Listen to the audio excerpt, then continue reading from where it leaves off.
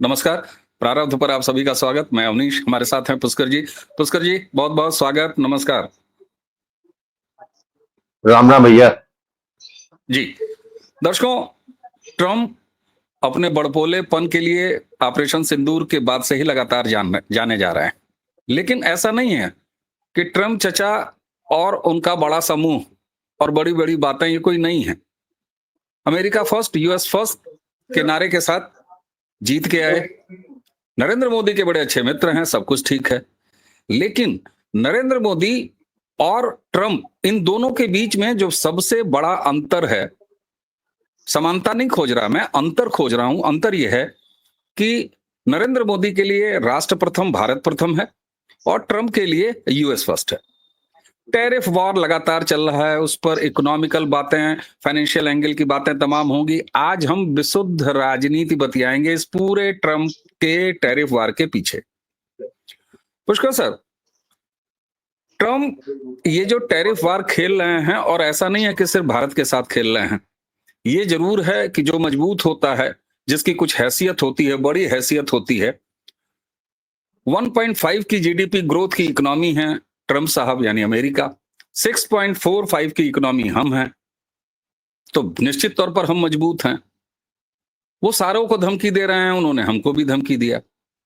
क्या भारत और अमेरिकी संबंध 1990 के दशक में वापस जा रहे हैं, उस जैसे ही जा रहे हैं, या ये केवल आलू प्याज तौलाते समय मोल भाव है और आर्म ट्विस्टिंग है? कैसे देखते हैं आप इसको विशुद्ध राजनीतिक रूप से? भाई अवनीश, विशुद्ध राजनीतिक रूप से देखा जाए तो ये माना ही जाएगा कि भारत और अमेरिका के संबंध वर्तमान के वातावरण में निश्चित रूप से 20 साल पहले पहुंचे हुए लग रहे हैं और दिख भी रहा है। इसमें कोई शक की बात नहीं। जहां तक बातें हैं ट्रंप की, ट्रंप ने जो है के लिए अमेरिका प्रथम है, निश्चित रूप से है। हमारे प्रधानमंत्री मोदी जी के लिए भारत प्रथम है। लेकिन ये जो प्रथम प्रथम की लड़ाई में हमेशा जो है समझौते होते, आप एक दूसरे को तौलते हैं, नापते हैं, तौलते हैं, लेकिन जब आप जो है सामान्य कूटनीति की जो भाषाएं होती है उसकी मर्यादा का तिरस्कार करते हैं, जब आप औपचारिक रूप से अनौपचारिक बात करते हैं, तब निश्चित रूप से ये माना जाता है कि ये बात कहीं दूसरी तरफ जा रही है। विशेषतः भारत के संदर्भ में इसको देखें आप, तो भारत उन देशों में था, शुरुआत के देशों में, जिसने ट्रंप के आने में बधाई दी और ट्रेड को लेकर नेगोशिएशन जो है शुरुआत करने वाले प्रथम 3 देशों में भारत भी था। देखिए आज इस स्थिति में मामला पहुंच गया है, उससे स्पष्ट यह है कि ट्रंप का कहीं ना कहीं ईगो, उसका जो है, जो कि एक कुशल राजनीतिक के लिए जो है देश प्रथम होता है, उसका ईगो जो है प्रथम नहीं होता है। लेकिन जो क्योंकि जिस तरह नार्सिसिस्ट पर्सनैलिटी ट्रंप की है और जिस तरीके से उसकी हर आदमी को बुलडोज करने की एक प्रवृत्ति बन गई, और जिस तरीके से 2024 के चुनाव में गोली खाने के बाद भी जीत गए, तो उससे कहीं पे वो अहंकार भाव, या जो कहते हैं ना कि एम्परर सिंड्रोम, जब जिस काल में 80 का जो काल था, 90 काल था के बाद जब सोवियत रशिया टूट गया और अमेरिका जो है एक विश्व का एकमात्र सर्वशक्तिमान राष्ट्र रहा, तो उस वक्त उसके राष्ट्रपति की निश्चित रूप से जो है इस तरह का था। लेकिन 2025 में ना वो अमेरिका रह गया है, ना वो भारत रह गया। तो मैं राजनीतिक रूप से ये कहूंगा कि अब मेरा अपना मानना है कि स्वयं अमेरिका के स्टेट डिपार्टमेंट या पेंटागन वाले भी जो है यही सोच रहे होंगे किसी तरीके से मामला जो है आगे बढ़ जाए मामला, क्योंकि अमेरिका की जितना जरूरत भारत को अमेरिका की है, उससे कम जरूरत अमेरिका को भारत की नहीं। यदि अहंकार के भाव में आकर जिस तरीके से एक तरफा ऑपरेशन सिंदूर के बाद ये बदलाव कहां से आया? बदलाव तो देखा जाए तो ऑपरेशन सिंदूर के बाद आया, क्योंकि ऑपरेशन सिंदूर ने ये सामने कर रख दिया कि भारत को बहुत कुछ मालूम था जो विश्व को नहीं मालूम था। उसमें से एक चीज थी कि पाकिस्तान अभी भी लैपडॉग अमेरिका का है, जब उसको जरूरत होती है गोदी बैठा लेता है, जब उसको उतारना था उतार देता है। और अमेरिका में जो पाकिस्तान में जो न्यूक्लियर पावर प्रोजेक्ट की जा रही थी, यदि वो न्यूक्लियर बम अमेरिका के नहीं थे तो कम से कम ये तो निश्चित है उसका कमांड सेंटर अमेरिका के हाथ में था और अमेरिका ऑपरेट कर रहा था, जिसकी जो है बार बार जो है ब्लैकमेलिंग पावर जो है पिछले 2-3 दशकों से पाकिस्तान करता रहा है, न्यूक्लियर ब्लफ। वो जो नूर खान एयरपोर्ट में जो है न्यूक्लियर कमांड टूटा, करीना हिल में जो बाद में आई, जिसको कि भारत ने आधिकारिक रूप से जो है संज्ञान लेने से मना कर दिया, लेकिन अब तो जो है 3-4 महीनों में इतने ज्यादा सैटेलाइट इमेज आ गई हैं कि वो क्लियर हो गया है कि भारत ने जो है एक अच्छा खासा डैमेज किया, जिससे अमेरिका का ईगो कहीं हट हुआ ट्रम्प का, कि अरे ये कल का देश जो है, मुझको बाकी तो ठीक है आगे आगे बढ़ रहा है, हमारे लिए ठीक है, स्ट्रेटजी चाइना को काउंटर करने के लिए व्यापारिक रूप से भी और स्ट्रेटेजिकली भी रोकने के लिए जो है भारत पे हम हाथ रखेंगे, चलता रहेगा। लेकिन उसको ये नहीं मालूम आइडिया था कि पाकिस्तान में जो उसके जो है अमेरिकन एसेट्स है, उसको जो है इंडिया ने बिना पूछे अमेरिका के डिस्ट्रॉय कर दिया। मैं भी मानने से इनकार करता हूं कि ऐसा संभव ही नहीं कि भारत को ना मालूम, लेकिन भारत ने चाहे उसका जो है एयर शील्ड हो पूरा, चाहे उसका न्यूक्लियर वाला मामला हो, भारत को मालूम था। भारत ने जब भारत को आधिकारिक रूप से कुछ चीज नहीं मालूम है तो भारत के पूरे हक में था, जो उसको मालूम था उसको उड़ा दिया। भारत ने तो पाकिस्तान को उड़ाया, अब अमेरिका को आग लगी वो अलग बात है। तो वहीं से मामला बिगड़ा है, और बिगड़ते हुए उसमें फिर यह है कि बड़बोलापन के मैंने पाकिस्तान और भारत का जो लड़ा दिया, रोक दिया। यदि उस वक्त भारत ट्रंप की बात में हाँ में हाँ कर देता तो समझ लीजिए कि जो है हम अपनी गर्दन जो है फंसा चुके होते, क्योंकि एक बार झुकने का मतलब ट्रंप के आगे है कि फिर जो आप ट्रेड डील में आज जो हम स्टैंड ले रहे हैं, और आज जो है मैं तो कई दिनों से, तो 3-4 दिन से तो लगातार जब से 25% ट्रंप ने भारत में टैरिफ कर दिया है, तो मैं स्वयं अमेरिका के इकोनॉमिस्ट, उनके टीवी की पर्सनैलिटीज, उनके एंकर्स को सुन रहा हूं, किसी के पास इसका कोई जवाब नहीं। सब जो है ये उम्मीद कर रहे हैं कि अभी ये ट्रंप ने कह दिया है, लेकिन ट्रंप ये ट्रेड डील की बात अभी भी चल रही है, इसलिए कुछ ना कुछ हो जाएगा। और जिस तरीके से ट्रंप जो है अपनी बात को पलटने में माहिर है, बिना एक्सप्लेनेशन के यू टर्न लेते हैं, तो ये टूर। लेकिन चिंता के बादल अमेरिका में भी है कि यदि इसी तरह से अमेरिका के राष्ट्रपति पद का दुरुपयोग होता रहा तो व्हाइट हाउस और स्टेट डिपार्टमेंट और पेंटागन, इन तीनों में जो है आगे और खट्टास या और जो है दूरियां आएंगी।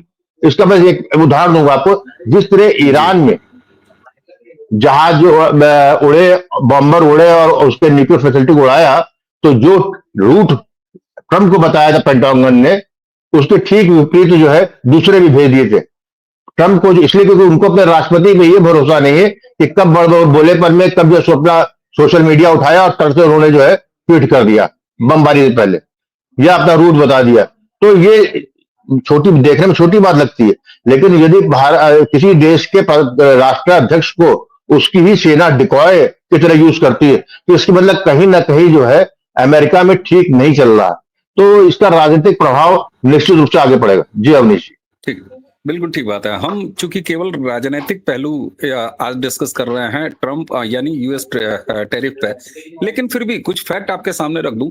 आपने जब ये कहा कि जितना हमको जरूरत है अमेरिकन इकोनॉमी की, उतना ही अमेरिकन इकोनॉमी को हमारी भी जरूरत है। तो दर्शकों, फिगर ये है कि अगर हम भारत से 1 रुपए का सामान मंगाते हैं, यानी हम इंपोर्ट करते हैं भारत से, तो अमेरिका हमसे 3 रुपए का सामान मंगाता है, यानी ट्रेड डेफिसिट अमेरिका की तरफ से है हमारे लिए। हमसे ज्यादा सामान वो मंगाता है और उसके मुकाबले अमेरिका से हम कम सामान मंगाते हैं। तो निश्चित तौर पर अर्थशास्त्र का कोई बेसिक जानने वाला विद्यार्थी भी ये समझ जाएगा कि अगर भारत से अमेरिका का ट्रेड खट्टा होता है तो नुकसान अमेरिकन इकोनॉमी को ज्यादा है, न कि भारत को। पहली चीज।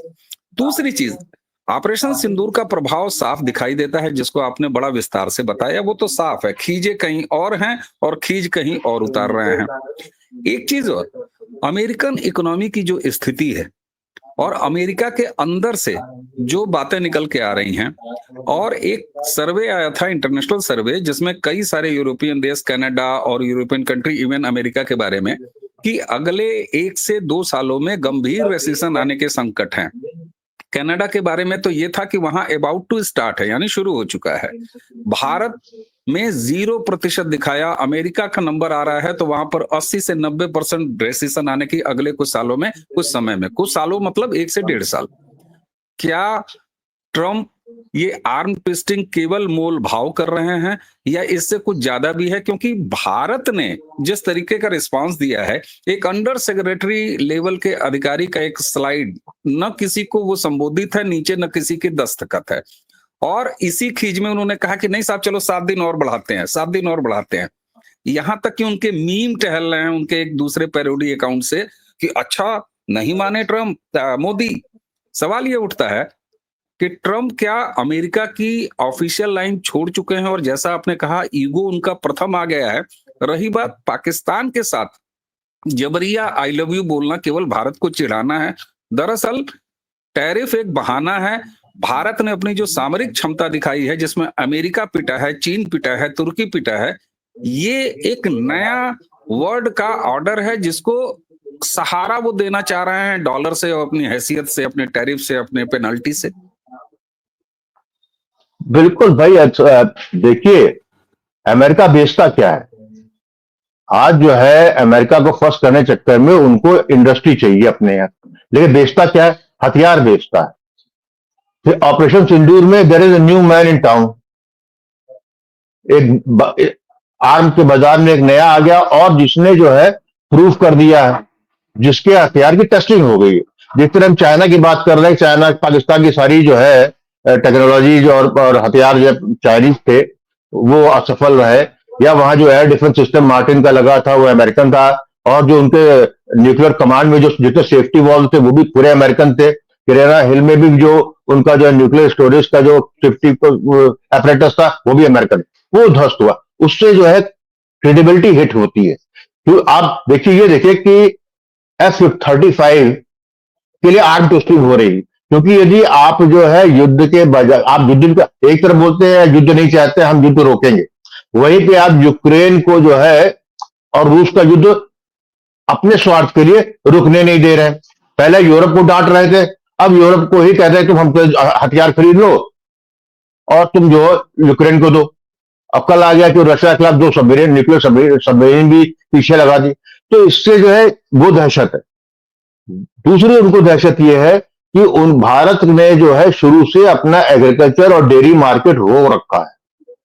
ये जो है एक नैसर्गिक पॉलिसी रही, चाहे इससे पहले कोई भी सरकार रही हो, उसने भी कभी अमेरिका के लिए जो है, क्योंकि वो एक societal thing for Indian society था, इंडियन इकोनॉमिक्स के लिए था, और उनको वो बेचना है, क्योंकि इतना बड़ा मार्केट कहीं और है नहीं, तो सब कंज्यूमर मार्केट हमारी है।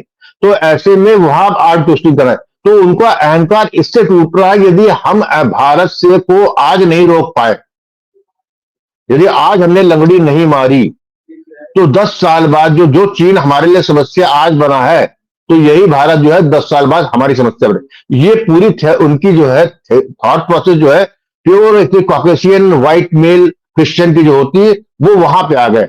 राजनीति, Donald Trump as a politician character छोड़ चुके हैं।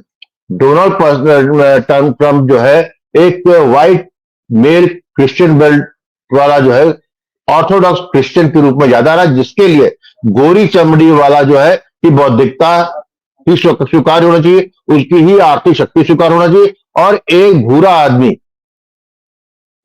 जो कि 70 साल पहले तक जो है कम से कम 1000 साल तक गुलाम रहा, और पश्चिम से आए हुए, चाहे वो ईसाई हो, चाहे सेंट्रल एशिया और मिडिल ईस्ट से आए हुए मुसलमान हो, वो कैसे खड़ा हो सकता है? ये कहीं ना कहीं उसको हिट कर रहा है। जैसे दूसरी राजनीति में और प्रॉब्लम आ रही है कि हम लोगों के सामने जो दिख रहा है, वो दिख रहा है लोगों का बड़बोलापन। बड़बोलापन आ रहा है, केवल इनका ही नहीं आ रहा है, इनके जो साथी है, नेचुरल ट्रंप है, तो ट्रंप के साथ जो साथी वैसे ही होंगे, उनकी जो जबान निकल रही है। बड़बोलापन आदमी करता है डर से, अहंकार बस, अहंकार तो उसका एक होता है पार्ट, कि अरे, क्योंकि उसका पूर्व में जो है उसका इतिहास जो है 100-200 साल का, वो अहंकार है, हम नंबर वन रहे हैं, डॉलर नंबर वन पे है। उस अहंकार के साथ अब उसको डर भी सता रहा है, क्योंकि क्यों पीछे पड़ा हुआ, ब्रिक्स के पीछे क्यों पड़ा हुआ वो?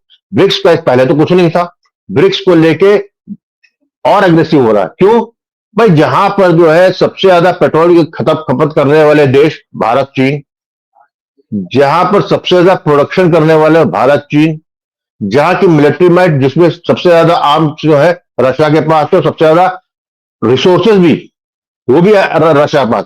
यदि तीन लोग खुदा न खास्ता यदि मिल जाते हैं तो फिर तो कुछ करने की जरूरत ही नहीं, क्योंकि ये और ये आपस में ही, ये तीनों, ये जो है 50 से लेकर 60% इकोनॉमी ऑफ वर्ल्ड को गवर्न करते हैं। तो उस संदर्भ में G7 G20 का मायने क्या रह जाता है?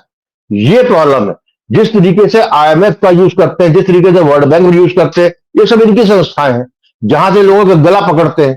तो आप जो है कहने को आप उपनिवेशवाद के खिलाफ अमेरिका रहा, लेकिन आर्थिक उपनिवेशवाद का जन्मदाता जो है, ये जो है क्रूड कैपिटलिज्म जो है वो अमेरिका का रहा है। वो अब सामने सामने आ गया। अब चीन भी बोल रहा है, भारत बोल नहीं रहा है, भारत झुक नहीं रहा है। ये और खींच की बात है। आप आपस में कुछ बात कर लेते हैं, निपट जाता है। जैसे कल से संपर्क खबर आ रही है कि कई बार प्रयास किया अमेरिकी दूत ने के द्वारा वहां पर भारतीय दूतावास से भी कि ट्रंप की और मोदी जी की बात हो जाए, लेकिन अभी तक खबर यही मिल रही है कि मोदी जी ने उस पर भागने की बात है। वो जान रहे हैं कि बात इससे करेंगे तो ये कुछ उल्टा सीधा बोलेगा। ये बात, अच्छा जो बात होगी तो ये कनाडा में जैसे हुआ कि भारत ने, मोदी जी ने ट्रंप से बात की, इससे पहले कि ट्रंप कुछ कह पाता, उससे पहले भारत के विदेश सचिव ने सारी बातें सब खोल दी। तो झूठ बोलने का या अपनी डींग मारने का उसको मौका नहीं मिल रहा। वो बात इसलिए करना चाहता है कि भले वो हेलो हाय करके 2 में फोन रख दे, लेकिन उसका ट्वीट पहले तैयार होगा कि I said my good friend Modi he agreed for that and that. अब मोदी किसको एक्सप्लेन करे? जब भारत का विपक्ष, ये राजनीति यहां पे आती भारत में, जब भारत का विपक्ष जो है अपने प्रधानमंत्री जो कि जो है सदन में बोल रहा, संसद में बोल रहा है, उस पर विश्वास करे या न करे, लेकिन वो स्वीकार नहीं करते। वहीं पे जो तथ्यात्मक रूप से बड़बोला झूठा सिद्ध हो चुका है वैश्विक जगत में, डोनाल्ड ट्रंप अमेरिकी राष्ट्रपति, उसकी जो है हर बात जो है स्वीकार है। तो ऐसे में भी एक ट्वीट और आ गया तो एक डोमेस्टिक मुसीबत अलग। तो भारत के मोदी जी के लिए ये केवल आर्थिक युद्ध की एक परिणति नहीं है, उनको अभी उनका ऑपरेशन सिंदूर पॉज है। मुख्य बिंदु यही रह जाता है कि भारत के प्रधानमंत्री नरेंद्र मोदी जी जहां अमेरिका के राष्ट्रपति की जो है उलझुल बातों से किनारा करना चाहते हैं, क्योंकि आर्थिक संधि जो भी होनी है चाहे नहीं होनी है, वो एक बड़ा ही महत्वपूर्ण और गंभीर विषय, जिसकी गंभीरता ट्रंप नहीं समझ रहे, ना समझना चाह रहे हैं। और उस ऐसे राष्ट्राध्यक्ष की भारत का विपक्ष जो है अपना राष्ट्रपति बनाए हुए, भारत के प्रधानमंत्री को स्वीकार न करके उसके एक झूठे व्यक्ति की बात को मानने तैयार है।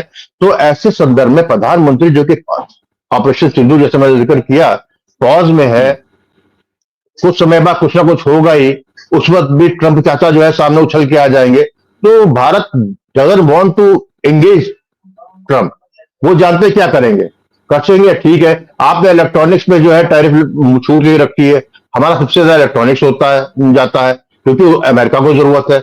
आप किसमें करेंगे? फार्मा में करेंगे, ठीक है। फार्मा में जो है अभी दिक्कत थोड़ा प्रॉफिट में आएगी, लेकिन अल्टीमेटली क्या है, फार्मा का जो है असली कीमत तो अमेरिकी जनता देगी। अभी शॉर्ट टर्म में सब समझ में आ रहा है, जो भी वो टैरिफ लगाएगा वो वसूलेगा अमेरिका किससे? अपनी जनता से करेगा। और यदि हमारे किसी सेक्टर में बेसिक में धक्का लगता भी है, तो मैं समझ सकता हूं कि हमारा राजनीतिक नेतृत्व तो इतना गंभीर है कि जब राजनीतिक भारतीय जब ये देख रहा है कि भारत में हर बात में राजनीति होती है, तो वहां पर जो है किसी तरीके का घालमेल करने की उनकी वो पूरी प्रिकॉशन लिए होंगे, यहां पे मिनिमम डैमेज आए। और मैं समझता हूं वो एक्सपोर्टर को जो है भारत की तरफ से सब्सिडी मिलेगी यदि ऐसा टैरिफ का होगा। तो क्योंकि भारत में इतना ज्यादा रिजर्व है $700 बिलियन का, कि वो जो है $100-200 बिलियन की सब्सिडी करके एक्सपोर्ट को 6 महीने के लिए बढ़ाना होगा, तो वो बढ़ावा देंगे। उसका कारण ये है कि जो कुछ भी कर रहा है ट्रंप, उसका जो है रिप्रेजेंटेशन 6 महीने बाद अमेरिका में ही आएगा, तुरंत तो नहीं आएगा, ठीक 6 बात, मंथ बाद बिल्कुल आएगा। आएगा। तो राजनीतिक, बिल्कुल तो ये राजनीतिक तरीके से देखा जाए तो अमेरिका में ट्रंप की भी स्थिति बहुत आपको अच्छी नहीं लगनी चाहिए, क्योंकि साल भर बाद जो है इनके यहाँ मिड टर्म वाला सीनेट का होता है, और साफ दिख रहा है जिस तरह रेटिंग गिरी है ट्रंप की, ये रिपब्लिकन अपने ही राष्ट्रपति के कर्मों के मारे जो है लूज करेंगे। तो इतना समय जो है किसी देश के रिलेशनशिप में साल 1.5 साल निकाल देना कोई बड़ी बात नहीं। भारत को बड़ी तो बात नहीं है। अपने राष्ट्रपति अमेरिका के राष्ट्रपति को भी देखना है, और हमारे जो एलओपी है, प्रधान विदेशी उनको भी एलओपी देखना है यहाँ। राहुल गांधी, वो भी देखना है। तो हमको तो बिल्कुल बैलेंस सही दोनों बात, करना है।